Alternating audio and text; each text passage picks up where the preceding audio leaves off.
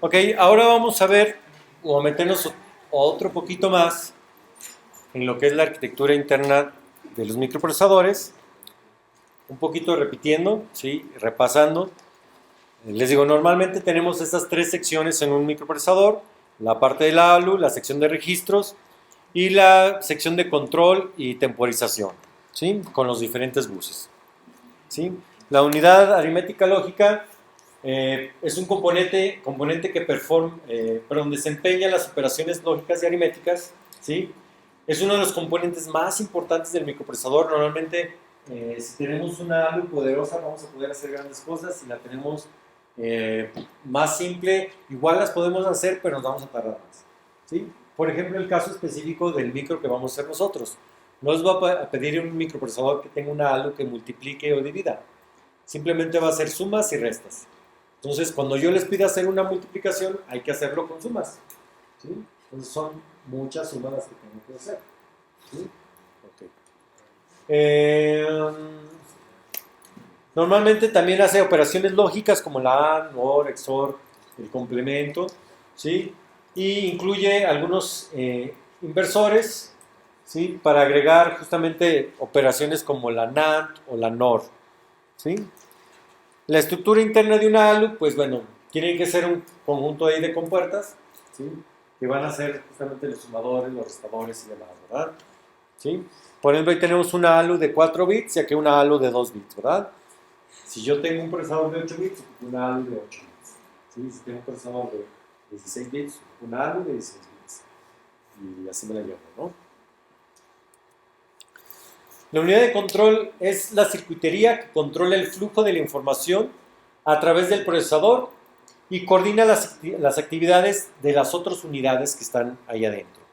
De una manera, les digo, esto ya es más o menos trillado, es el cerebro que está dentro del cerebro, ¿verdad? ¿Sí? Digamos, la parte del cerebro que controla el cerebro. ¿Sí?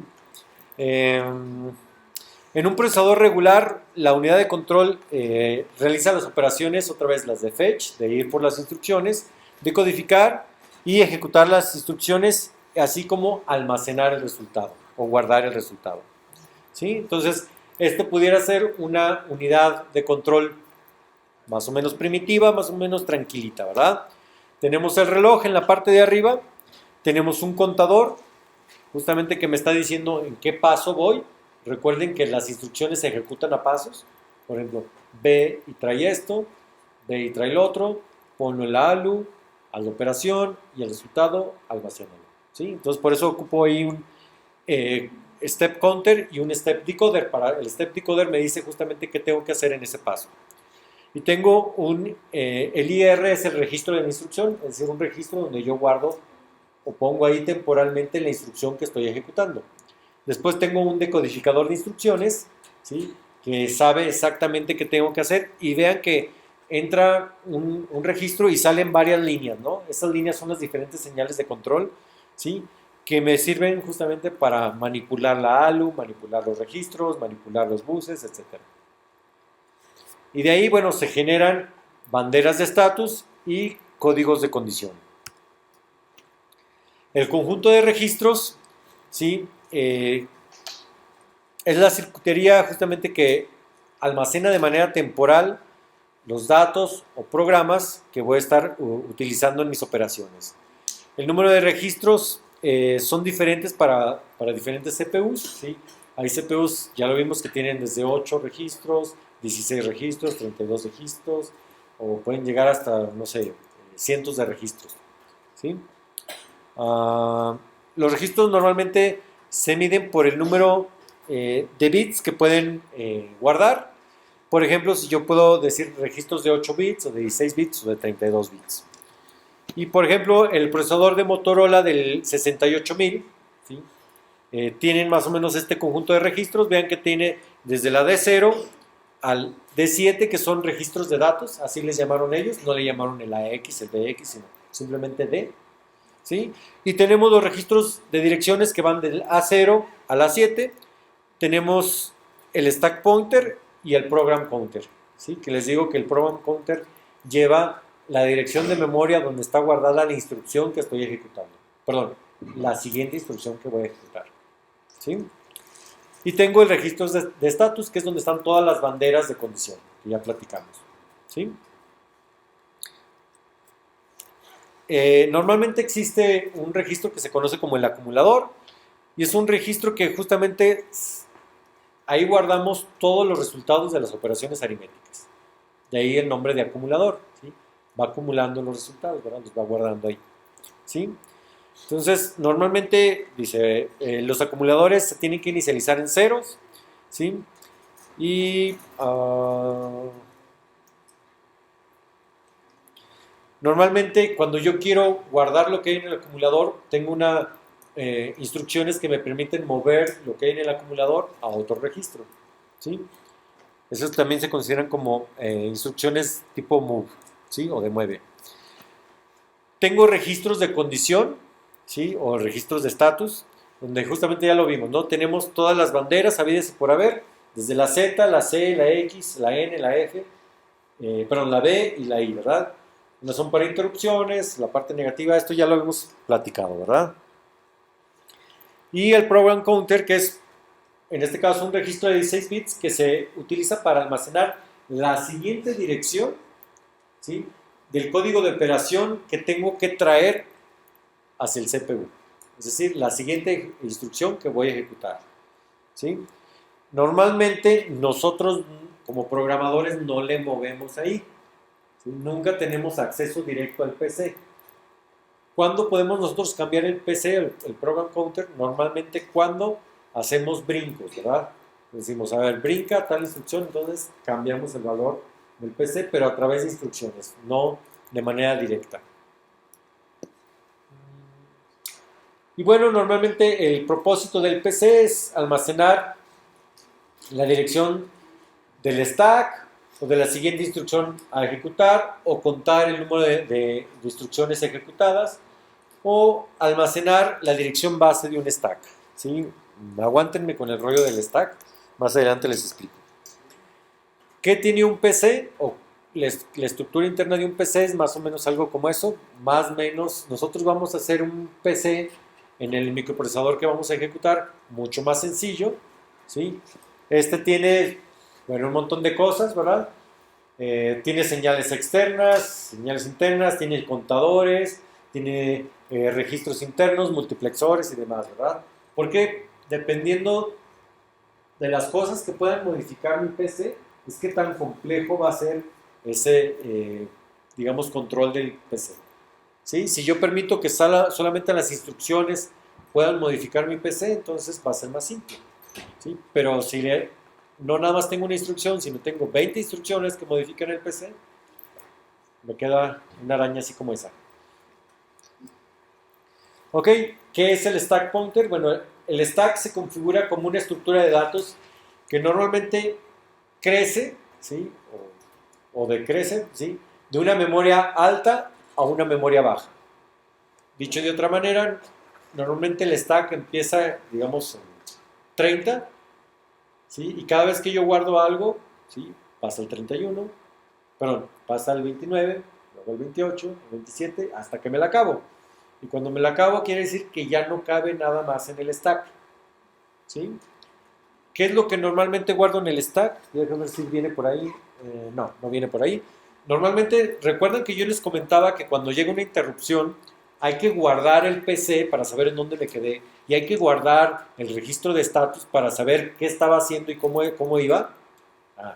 Normalmente esto lo guardo en el stack. ¿Sí? Entonces imagínense que yo estoy haciendo algo, me interrumpen, entonces guardo esos dos registros, los guardo en el stack. Entonces ya no iba en el 30, sino me quedan nada más 28. ¿Sí? Y luego imagínense que me interrumpen 15 veces, pues lleno y me acabo el stack. A la siguiente vez que me interrumpan voy a decir, ya no puedo, compadre. ¿Sí? Ya no me cabe nada más ahí en el stack, entonces no puedo hacer tu interrupción. O simplemente si la hago, ya no sé cuando termine ya no sé cómo regresar. ¿Sí? ¿Cómo funciona el regresar? Yo termino la interrupción y lo último que metí en el stack es lo primero que saco. Entonces, imagínense que yo estaba haciendo el proceso 1, y luego me interrumpieron y ahora empecé a hacer el proceso 2, me interrumpieron y hice el proceso 3, así. llega un momento donde voy en el proceso 15, lo termino de hacer y tengo que regresar al 14, no regreso al 1, ¿verdad? Regreso al 14, ¿sí? ¿Dónde está la información del 14? Justamente en el stack, en lo último que metí en el stack. Entonces es lo primero que saco. Y recupero justamente en donde iba. Y termino el siguiente proceso y así me la llevo, ¿verdad? Ese es el mentado stack, ¿sí? Lo interesante es que vean que el stack es finito y si me lo acabo, puede ocurrir un error grave de hardware. ¿Por qué? Porque ya no supe a dónde regresar cuando termine la interrupción, ¿sí? O voy a regresar a otra cosa que no debería de regresar ahí, ¿verdad? ¿Sí? ¿Estamos? Entonces, también eso sucede luego con las pantallitas azules. Oye, ¿sabes qué? Violación en el stack, fulano de tal. Es porque, ¿sabes qué? Ya quisiste escribir más de lo que podías o simplemente ya no supiste a dónde regresar. Justamente eso que está ahí es lo que platiqué. Ok, tenemos el sistema de buses que justamente me sirve para transferir datos. Esto está presentado en una arquitectura de una computadora, digamos, de escritorio. Ustedes la abren y ven cosas como esas, ¿no?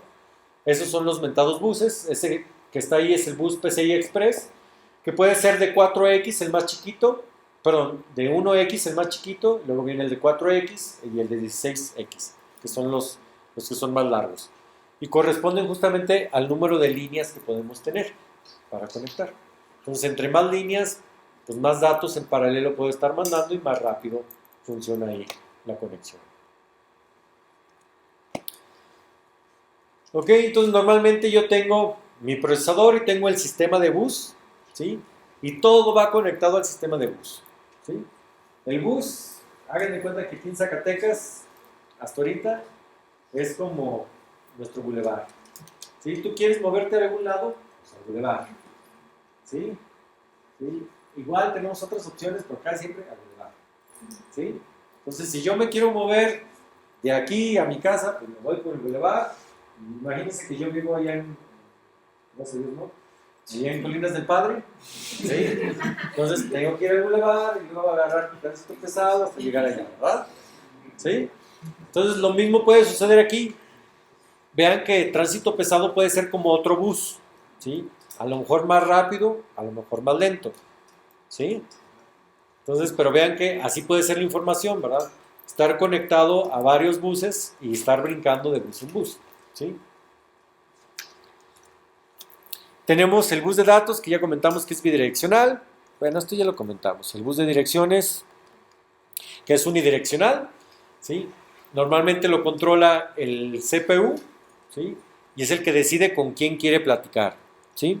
Normalmente es un bus de 16 bits, un bus de 16 bits es capaz de direccionar 64 kilobytes de memoria, ¿sí? Que realmente es poquito, ¿verdad? Habíamos comentado que normalmente ahorita los procesadores que vamos a estar trabajando manejan 32 bits de bus de direcciones hasta 4 gigas de memoria. ¿Sí? Les digo que no tenemos los 4 gigas ahí, hay muchas cosas que están vacías, ¿verdad? Pero podemos direccionarlo. Tenemos el bus de control que normalmente me dice si voy a escribir o voy a leer o si voy a hacer una entrada o una salida de datos. Tenemos el reloj, ¿sí? También llamada como tasa de reloj, ¿sí? Que es la velocidad a la cual el microprocesador ejecuta las instrucciones. ¿Sí? Estos son, normalmente lo medimos en megahertz, o en gigahertz, o en hertz, ¿verdad? Entonces, ahorita, por ejemplo, las computadoras pues andan en alrededor de los 2 gigahertz, 3 gigahertz, ¿verdad? Los procesadores. Pero, por ejemplo, la Freedom, la tarjeta que vamos a estar trabajando, trabaja a 48 megas, ¿sí? Y a lo mejor nada emocionante, ¿verdad? Pero es suficiente, ¿sí? Normalmente dentro del sistema tenemos dos relojes. Un reloj que es el reloj del sistema operativo, del CPU, ¿sí? Y otro reloj para el bus. Normalmente el bus trabaja a una velocidad diferente del CPU.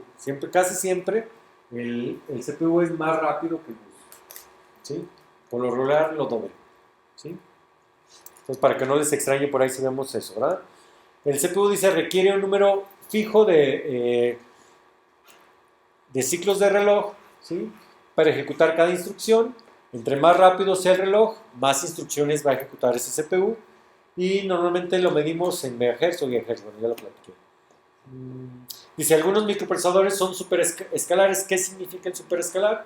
Bueno, que pueden ejecutar más de una instrucción por ciclo. Dicho de otra manera, tenemos un pipeline, ¿sí? Llega una instrucción, ¿sí? Pero en ese mismo ciclo estoy haciendo otras cosas de otras instrucciones, ¿verdad? ¿Sí? Ese es un superescalar. Y bueno, como los CPUs, los buses de expansión también tienen velocidades de reloj. Dice, idealmente, la velocidad del CPU y la del reloj deben de ser la misma, ¿sí? Idealmente, ¿verdad? Para que un componente, dice, no haga más lento al otro, ¿verdad? En la práctica, dice, normalmente los buses son más lentos que los CPUs, ¿sí? Lo cual crea justamente un cuello de botella, ¿sí? Dicho de otra manera, ¿verdad? Pues si uno siempre maneja mucho más rápido que la gente que va en el boulevard, ¿verdad? Y ahí le andas aventando la camioneta y todo. Ah, no, ese nomás soy yo, ¿verdad? ¿Sí? Ok. Ejemplos de microprocesadores, bueno, los clásicos, el 8085 y el 8086, ¿sí? El 8086 era un microprocesador de 16 bits diseñado por Intel, el cual le dio vida a la arquitectura x86 que platicamos en las diapositivas pasadas, ¿sí? Y bueno, todo esto empezó en 1976, fíjense, y hasta el 78 se introdujo en el mercado. O sea, 2 años de estar duro y dale. Y ustedes se quejan de una tesis de 6 meses. A que vean, ¿sí? Dicen, sí, pero no me pagaban por lo mismo que Intel, ¿verdad? Ok. En el 8088 fue liberado en el 79. Les digo que ahí fue casi yo y el procesador estábamos saliendo al mismo tiempo, ¿sí? Y fue una modificación pequeña del chip con un bus externo de 8 bits, ¿sí? Pero internamente era de 16 bits. ¿Sí? Lo que les comentaba, muchos de los chips que estaban alrededor ya tenían un bus de 8 bits. Y dijeron, bueno, es que si ya es el diseño de 8 bits, ¿no es más fácil cambiarle la interfaz y ponerle una de 8 a este y ya tenemos todo lo de fuera? ¿No? Los de Intel y no querer trabajar, ¿verdad? Ok, el 8085, un procesador de 8 bits, introducido en Intel en 1979, que vean que se produjo desde el 77 hasta el 90. ¿Sí? En el 90 todavía estaba bien frega. ¿Sí? La máxima velocidad de reloj iba de los 3.5 hasta los 6 MHz, ¿no? Volaba, ¿no? ¿Sí? Tenía el set de instrucciones, la parte básica de la arquitectura x86, y tenía un paquete de 40 pines, ¿no? Chulada, ¿verdad? Ahora conecta a mano un procesador Intel, pues cuando, ¿verdad? ¿Sí? Con miles de patitas, pues no. Así no juego. ¿Sí?